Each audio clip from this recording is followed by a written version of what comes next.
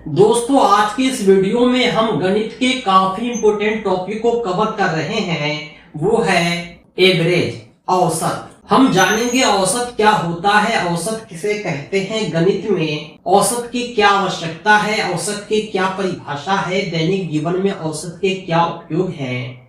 साथ ही साथ परीक्षा में औसत से संबंधित किस तरह के प्रश्न पूछे जाते हैं, तरह तरह के उदाहरण के साथ आज की कक्षा का हम समापन करेंगे। औसत से रिलेटेड कोई भी क्वेश्चन होगा आप चुटकियों में हल कर पाएंगे। आइए हम शुरू करते हैं आज की कक्षा की और जानते हैं औसत की परिभाषा को। आम भाषा में औसत जो होता है किसी समूह के कुल योग को उन संख्याओं के कुल संख्या से विभाजित करने पर प्राप्त होता है। कहने का मतलब यह है कि किसी कक्षा में, किसी समूह में, किसी ग्रुप में कुल योग और कुल संख्या का अनुपात ही औसत होता है। औसत को आम बोलचाल में अनुपात भी कहते हैं। इसलिए औसत का फॉर्मूला कुल योग बटा कुल संख्या होता है, यानी योग और संख्या का अनुपात औसत होता है। औसत से रिलेटेड बहुत सारे प्रश्न पूछे जाते हैं। उसमें हम दी गई संख्याओं के योग को कुल संख्या से विभाजित करके औसत प्राप्त कर सकते हैं। क्वेश्चन है कि यदि दो छात्रों के पास 10 रुपया और 20 रुपया है तो प्रत्येक के पास कितनी होगी, यह औसत बतलाता है। औसत धनराशि का मतलब ही होता है कि दोनों छात्रों के पैसे को आप इकट्ठा कीजिए और बराबर बराबर दोनों में बांट दीजिए। औसत निकालने के लिए इसलिए हम दोनों के पैसे को इकट्ठा करते हैं, यानी जोड़ते हैं, फिर बराबर बराबर बांटने के लिए जितने छात्र हैं, जितने बच्चे हैं, उससे भाग दे देते हैं। यहाँ पर 2 छात्र हैं इसलिए हमने 2 से भाग दिया। जब आप इसे सॉल्व करेंगे तो 30/2 यानी 15 रुपया प्राप्त होता है। ये जो आ गया औसत आ गया। दूसरी भाषा में कहा जाए तो औसत किसी समूह में संख्याओं के संतुलित वितरण को दर्शाने वाला मान होता है, जो यह बताता है कि यदि सभी मूल्यों को समान रूप में बांट दिया जाए तो प्रत्येक इकाई को कितना मिलेगा। समूह में 10 लोग हैं, 10 के पास असमान रूप से संपत्ति है, तो औसत संपत्ति का मतलब होता है प्रत्येक की संपत्ति को इकट्ठा करके बराबर संपत्ति सब में वितरित कर देना। ऐसा काम दैनिक जीवन में भी कई बार होता है। परिवार में भी बंटवारा इसी प्रकार होता है। सबकी संपत्ति को इकट्ठा करके बराबर संपत्ति सब में बांटना औसत कहलाता है। यानी औसत किसी भी संख्या समूह का एक प्रतिनिधि मान होता है जो संख्याओं के बीच संतुलन को दर्शाता है।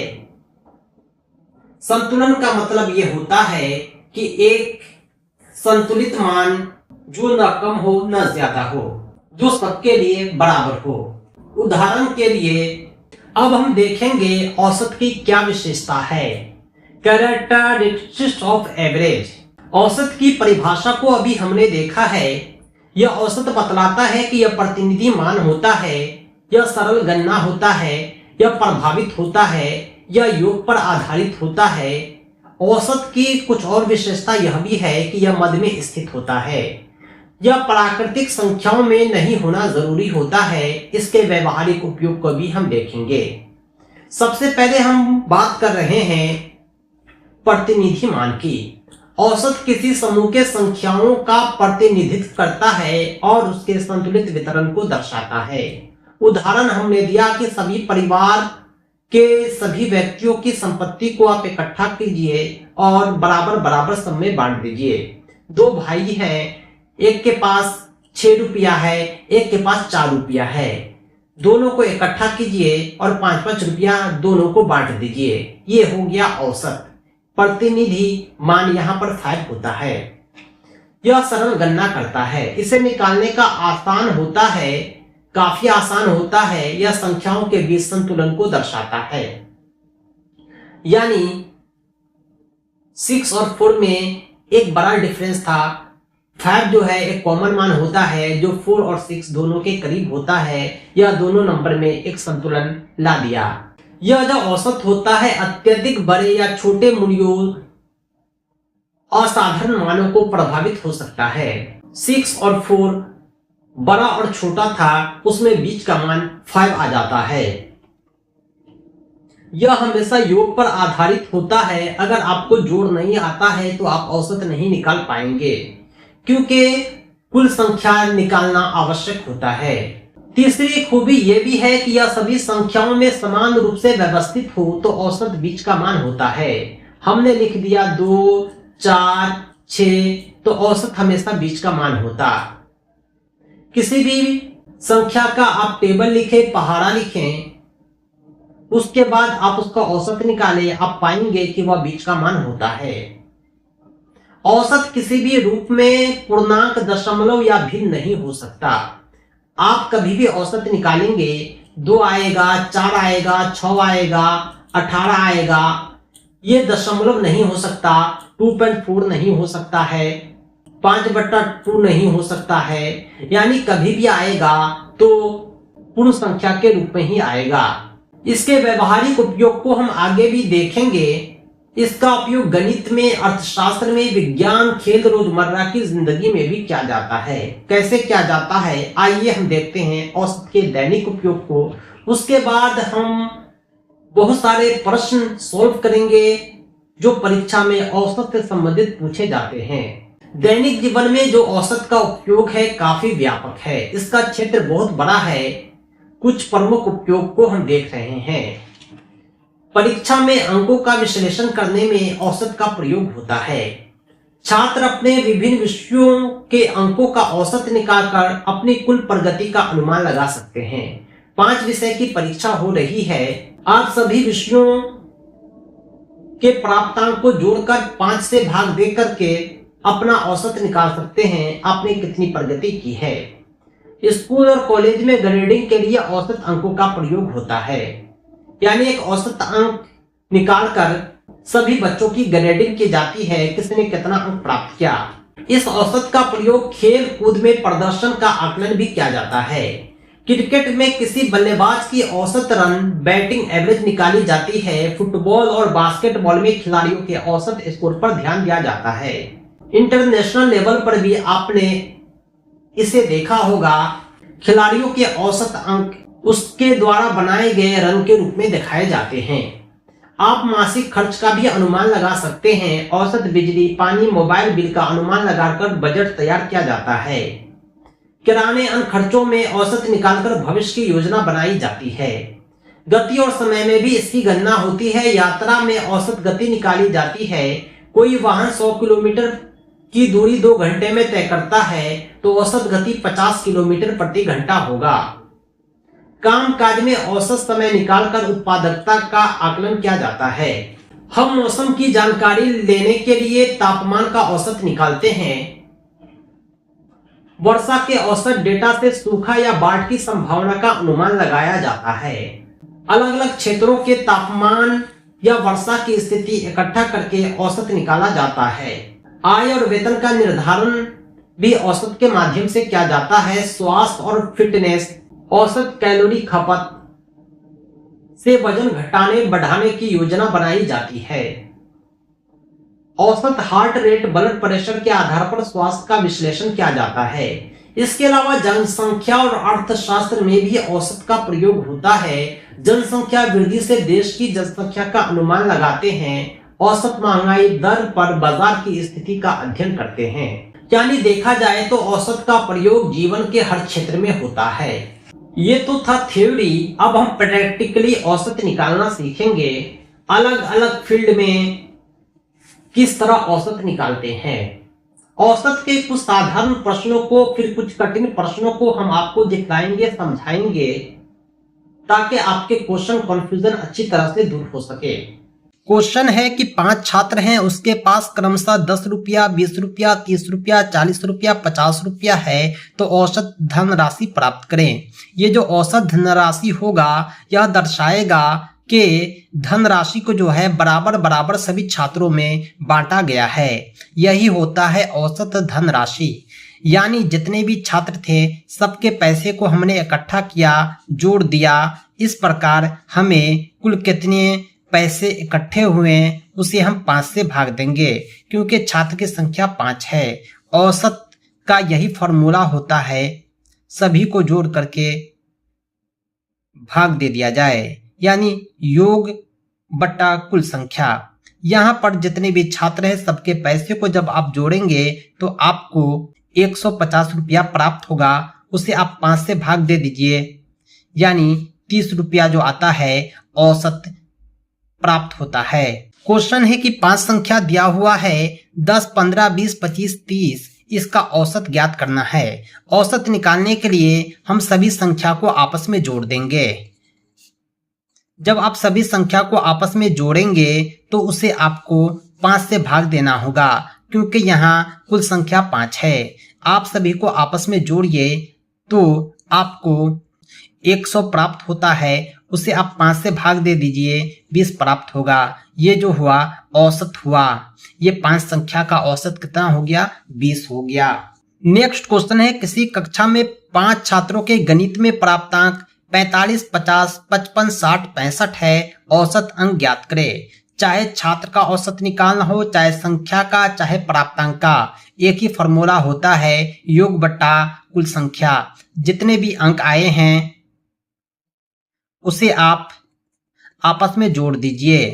45, 50, 55, 60, 65 सभी को आपस में जोड़ करके आप 5 से भाग देंगे, क्योंकि छात्रों की संख्या 5 है। जब आप सभी को आपस में जोड़ेंगे तो आपको 5, 5, 10, 5, 15 के 5 हासिल 1, 6, 6, 12, 5, 17, 5, 22, 5, 27, 275 प्राप्त होता है। इसे जब आप 5 से भाग देंगे तो 5 पंचे 25, 2 25, 5 पंचे 25, यानी औसत प्राप्तांक कितना है? 55 है। 55 अंक जो हो जाएगा औसत प्राप्तांक हो जाएगा। नेक्स्ट क्वेश्चन है, यदि 5 संख्याओं का औसत 25 है, एक नई संख्या जोड़ने पर औसत 27 हो जाता है, तो नई संख्या ज्ञात करें। यानी 5 संख्या का औसत कितना है? 25 है। औसत का मतलब होता है सभी संख्याओं का योग। इस 5 संख्याओं को आपस में जोड़ दिया जाए तो 5 गुने 25 बराबर 125 होता है। यानी इन 5 संख्या का योग कितना है? 125 है। एक नई संख्या जोड़ने पर जो औसत आता है वो 27 होता है। अब संख्या कितनी हो गई? 6 हो गई, क्योंकि एक नई संख्या यहाँ पे जुटी है, तो नई संख्या जो हो गई औसत इसका 27 है। यानी जब आप इसे मल्टीप्लाई करेंगे तो आपको 6 से 42 के 2 हासिल 4, 6 दूनी 12, 4 16, 162 जो आता है कुल 6 संख्या का योग होता है। कुल 6 संख्या का योग कितना है? 162। अब सवाल ये उठता है कि ये नई संख्या क्या है? ये नई संख्या यानी छठी संख्या जो होगा 162 में से आप 125 को घटाकर प्राप्त कर सकते हैं। 12 में से 5 गया 7, 5 में से 2 गया 3, यानी 37 जो होगा वो नई संख्या होगा। यहाँ पर नई संख्या क्या है? 37 है। इसे आप चेक भी कर सकते हैं। चेक करने के लिए कुल 5 संख्या जो है 125 है, उसमें आप 37 को जोड़ेंगे तो आपको 162 प्राप्त होगा। 162 6 संख्या का औसत है। इसे आप 6 से भाग दे दीजिए, आपको 27 प्राप्त होगा, यानी आपका उत्तर आंसर करेक्ट है। अब थोड़ा डिफिकल्ट क्वेश्चन देखते हैं जो गति से रिलेटेड है।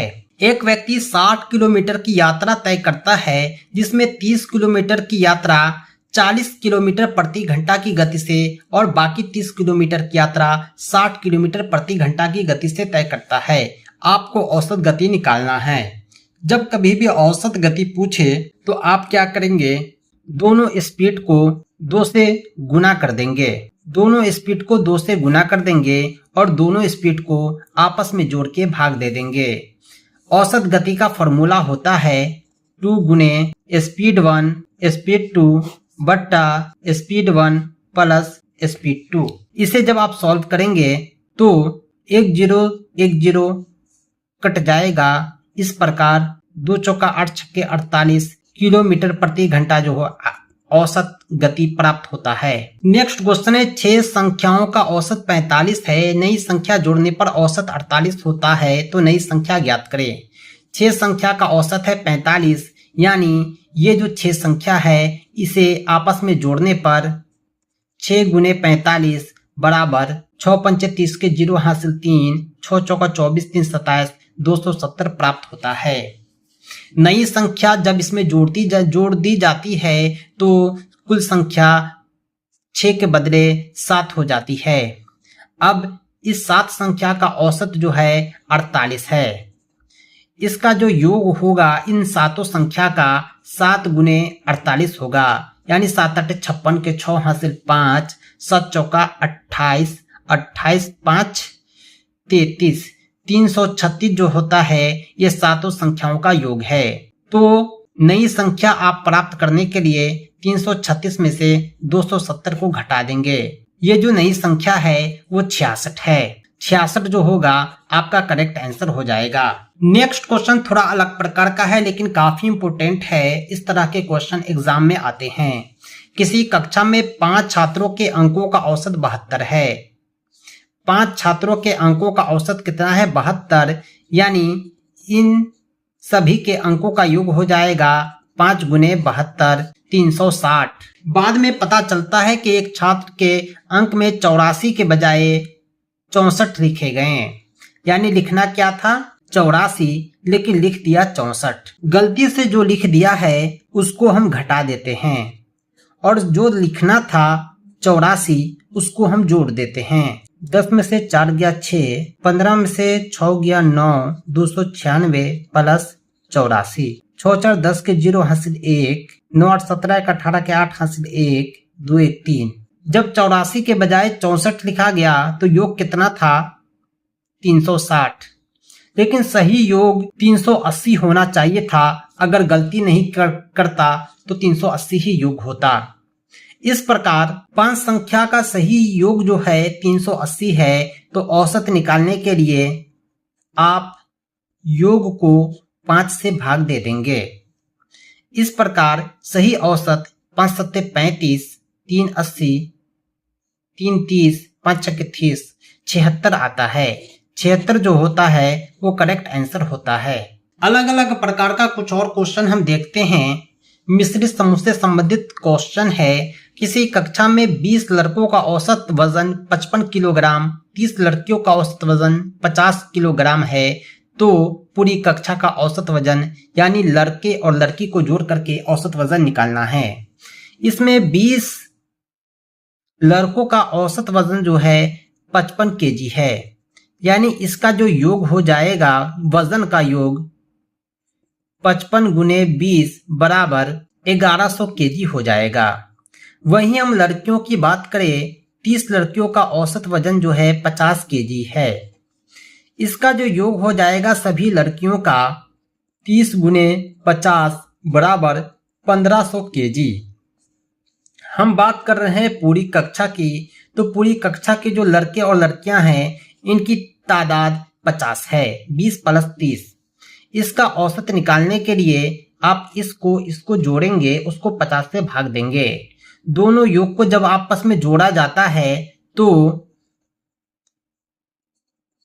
2600 केजी आता है। इस 2600 केजी जो है 50 लड़के लड़कियों का वजन का योग है, यानी पूरी कक्षा का वजन का योग है। तो कक्षा का औसत वजन निकालने के लिए हम क्या करेंगे, कुल योग को